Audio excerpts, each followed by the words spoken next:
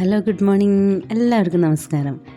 ഇന്ന് നമ്മൾ കാണാൻ പോകുന്ന ക്ഷേത്രം എന്ന് പറയുന്നത് മലപ്പുറം ജില്ലയിലെ തന്നെ രാമപുരത്തുള്ള പനങ്ങാങ്ങര ശിവക്ഷേത്രത്തിലേക്കാണ്. പോകാം.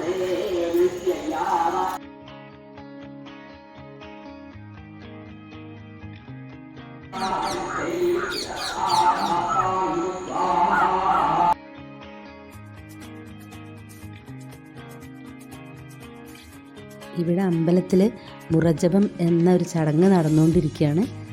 അതിൻ്റെ ഒരു ചടങ്ങ് കാണാം നമുക്ക്.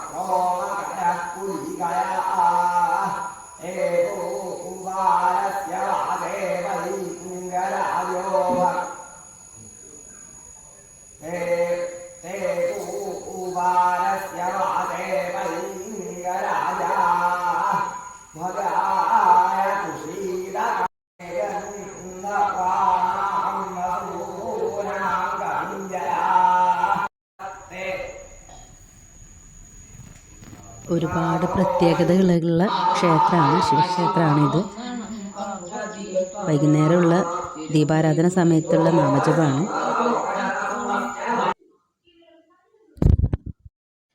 അപ്പം നമുക്ക് ചോദിച്ചു നോക്കാം ക്ഷേത്രത്തിനെ പറ്റിയും അവിടുത്തെ കാര്യങ്ങളെക്കുറിച്ചും. പുരാണം എന്ന് പറഞ്ഞു തന്നാൽ കൊള്ളാമായിരുന്നു. ക്ഷേത്രത്തിൻ്റെ പുരാണം എന്ന് പറഞ്ഞാൽ 3500 കൊല്ലത്തോളം പഴക്കമുള്ള മലപ്പുറം ജില്ലയിലെ അതിപുരാതന ക്ഷേത്രങ്ങളിലൊന്നാണ് നമ്മുടെ പനങ്ങാങ്ങര മഹാശിവക്ഷേത്രം. അതിൽ 3 ഊരാഴ്മക്കാരാണ് ഉള്ളത്. അദ്ദേഹം ഏറനൂർ മന ഒറ്റപ്പാലം, കുട്ടല്ലൂർ മന ഇരിഞ്ഞാലക്കുടയിൽ നിന്ന് വന്നിട്ട് ഇവിടെ താമസാക്കിയ കുട്ടല്ലൂർ മനക്കാരാണ് അതിൻ്റെ ഊരാഴ്മ. കരിങ്ങനേഴി മന ദാമോദരൻ നമ്പൂരി എന്നുള്ള 84 വയസ്സായ ആളാണ് ഇപ്പോഴത്തെ ദേവസ്വം മാനേജിങ് ട്രസ്റ്റി. അദ്ദേഹം ഞങ്ങൾക്ക് സജീവമായിട്ട് എല്ലാ തരത്തിലും സാന്നിധ്യത്തിലും പൂജാദികൾക്കും ഒക്കെ ഒപ്പം ഉണ്ട്. പിന്നെ കരിങ്ങനേഴി മനയാണ് അദ്ദേഹത്തിൻ്റെ. കുട്ടല്ലൂർ മനയാണ് ഇപ്പോൾ ഇവിടുത്തെ തന്ത്രം.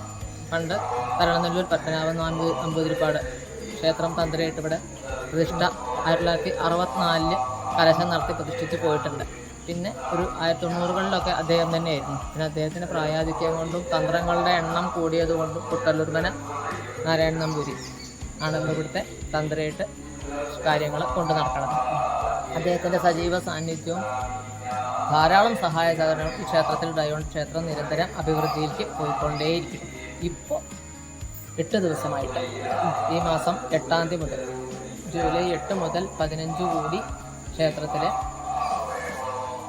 യജുർവേദത്തിലെ തന്നെ കൃഷ്ണ യജുർവേദത്തിലെ തൈത്തിരീയ ഉപനിഷത്ത് മുറഹോമം നടന്നു വരുന്നു. അത് ഓരോ പർച്ചങ്ങളിലായിട്ട് ഓരോ ദിവസം 2-3 പർച്ചങ്ങളിലായിട്ട് അതിൻ്റെ വിവക്ഷ നടക്കുന്നു. ഓരോ ദിവസം ഓരോ പ്രത്യേക കാര്യസാധ്യത്തിനും കാര്യവിജയത്തിനുമായിട്ട് ഇവിടുത്തെ മുറഹോമം നടന്നുകൊണ്ടിരിക്കുന്നു. ഏകദേശം 2 ലക്ഷം 3 ലക്ഷം രൂപ ചെലവ് വരുന്ന ഒരു ബൃഹത്തായ കാര്യം നമ്മുടെ ക്ഷേത്രത്തിൽ നടന്നുകൊണ്ടിരിക്കുന്നു.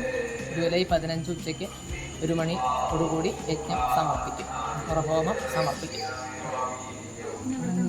ചെയ്തകളുണ്ടെന്ന് പറയില്ല. നിവേദ്യം നടത്തണ കേരളത്തിലെ ഒരേ ഒരു ക്ഷേത്രം.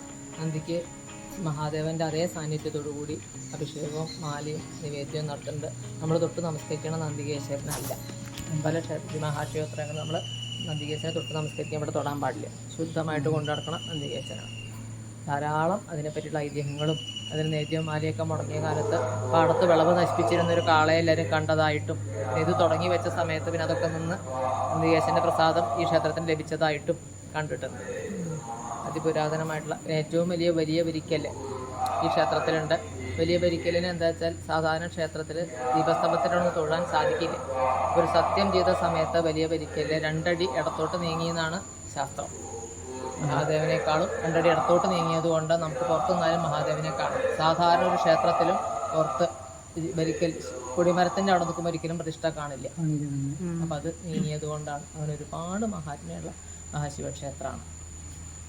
അയ്യപ്പസ്വാമി, ഭഗവതി, നാഗദൈവങ്ങൾ ഇത്രയും ഉപദൈവങ്ങൾ പ്രതിഷ്ഠയായിട്ടും സ്ഥിരം ബ്രഹ്മനക്ഷത്ര പൂജകളും നടക്കുന്ന ഒരു ക്ഷേത്രമാണ്. മഹാമൃത്യുഞ്ജയമം കഴിച്ചാൽ നേരിട്ട് പരസിദ്ധി ധാരാളമുള്ളതുകൊണ്ട് ഇഷ്ടംപോലെ ആൾക്കാർ വന്ന് ഇവിടെ ചീട്ടാക്കി നടത്തി പോകാറുണ്ട്. ഗണപതിക്ക് ഒറ്റ വഴിപാട് എല്ലാ 30 വെള്ളിയാഴ്ചകളിലും ഒരു 10-70 പേരുടെ ഒറ്റ വഴിപാട് ഇവിടെ വന്നുകൊണ്ടിരിക്കുന്നുണ്ട്.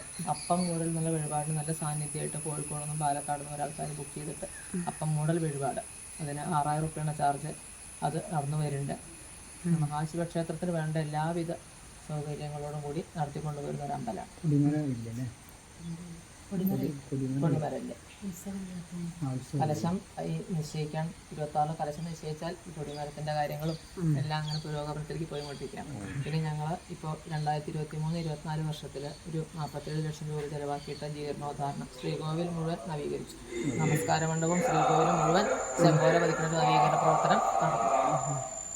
പ്രധാന ഉത്സവമായിട്ട് മഹാശിവരാത്രി പ്രതിഷ്ഠാ ദിവസം മേടത്തിലും ഇടമാസത്തിലെ രോഹിണി നക്ഷത്രം അക്ഷയതൃതീയാണ് അന്ന് വരാറ്. ദാമോദരൻ നമ്പൂരി ഇപ്പോഴത്തെ നമ്മുടെ ക്ഷേത്രത്തിന്റെ മാനേജിംഗ് ട്രസ്റ്റിയാണ്. അമ്പലത്തിന്റെ ഒരാഴ്മയാണ്. ഇവിടെയും മുകടയാണ്. അത് മറ്റേ ഘടപ്രതിഷ്ഠയായിട്ടുള്ള സ്വരൂപമാണ്. അത് പ്രതിഷ്ഠയായിട്ടുള്ള ഇതാണ്. 3ആയിട്ടേ വരുള്ളൂ. ഒരു നടുക്കിലത്തെയാണ് പ്രധാനമായിട്ടുള്ളത്. അത് ഇവിടെയാണ്. ഒന്ന് കടന്നമണ്ണയാണ്, ഒന്ന്